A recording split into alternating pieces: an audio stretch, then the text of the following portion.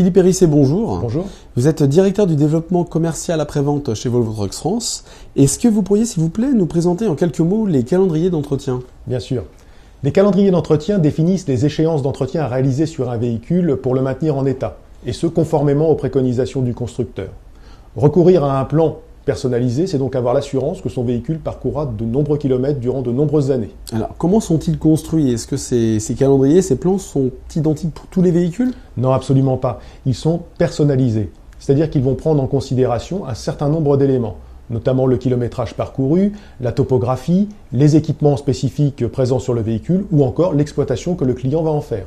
Alors, quels sont justement les avantages pour le client de ce calendrier d'entretien? J'y vois deux avantages majeurs. Le premier lié à l'organisation et le second plus sur le plan technique. Pour ce qui relève de l'organisation, on peut dire que dans la mesure où les opérations sont connues à l'avance, le client peut s'organiser en conséquence et ça va lui permettre d'anticiper les réparations à venir ou les interventions et les éventuels entretiens. Il pourra donc faire venir le véhicule à l'atelier à un moment où ça le pénalise le moins possible. Sur le plan technique, on est en présence d'un plan qui, comme je l'ai dit, est personnalisé, donc propre à l'exploitation du véhicule. Ce qui signifie que l'on va faire sur le camion ce que l'on doit faire, ni trop, ni pas assez. Et en plus, en laissant une large part au préventif. Alors justement, quand vous parlez de préventif, en quoi cela consiste-t-il? Alors, l'entretien d'un véhicule ne se résume pas à la vidange ou au remplacement des filtres. Ça, ce sont des tâches que tout le monde est à peu près capable de faire.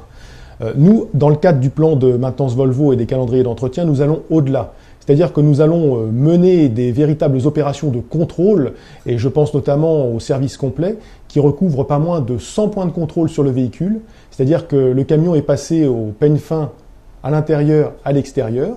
Nous allons également mesurer l'état de l'embrayage, l'état des freins et l'état de la batterie.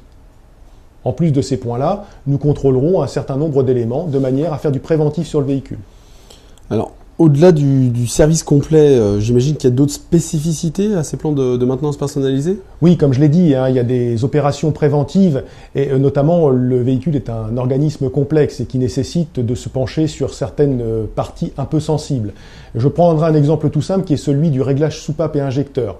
Ça paraît anodin, mais le fait de bien régler les injecteurs et les soupapes, ça permet d'éviter les surconsommations de carburant et également d'assurer une plus grande longévité pour le moteur. Bon, j'imagine bien que ces calendriers d'entretien ont un coût. Combien doit débourser un client pour obtenir justement ce fameux calendrier d'entretien? La bonne nouvelle, c'est que les calendriers d'entretien sont absolument gratuits. Ils sont établis en fonction des éléments que le client communique à son réparateur agréé et sont remis par le réparateur agréé au client au moment de la livraison du véhicule. Mais alors comment pouvez-vous vous assurer finalement que le client viendra faire ces entretiens comme spécifié, je dirais, selon les périodicités recommandées? Alors c'est une excellente question.